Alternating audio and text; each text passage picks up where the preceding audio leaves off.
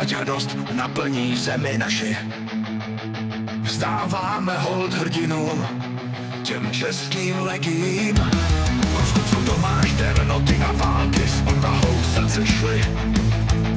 Nesli svobodu a čest, tam kde byl útlak a pěst. České legie, hrdinové velcí a smělí, bojovali daleko v cizí zemi. Pro svobodu rozechvělí, jejich jména zpíváme.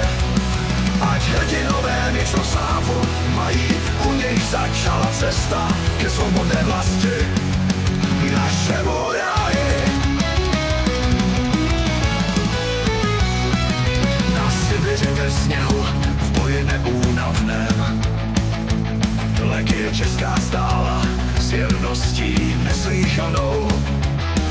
Bojovali v bitvách přes bolševiků sír pro nový stát a volnost v tom nejdražším snu svém.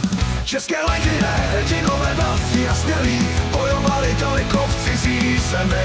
Pro svobodu rozechvělí, jejich jména zpíváme. Ať hrdinové věčnou slávu mají, u něj začala cesta ke svobodné vlasti našemu ráji.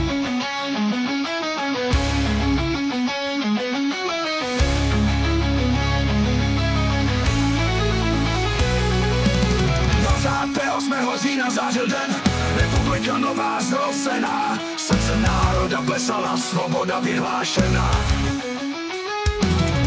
A Tomáš Garrigue Masaryk, náš první prezident, v duchu demokratickém vedl zemi i svobodný parlament. České legie, hrdinové velcí a smělí, bojovali daleko v cizí zemi. Pro svobodu rozechvělí, jejich jména zpíváme. Ať hrdinové věčnou slávu mají, u něj začala cesta ke svobodné vlasti našemu ráji. Z historie čerpat můžeme sílu v úctě a hrdosti. Hrdiny naše ctíme v paměti i v lásce. Jejich duch žije v nás, v každém novém dnu.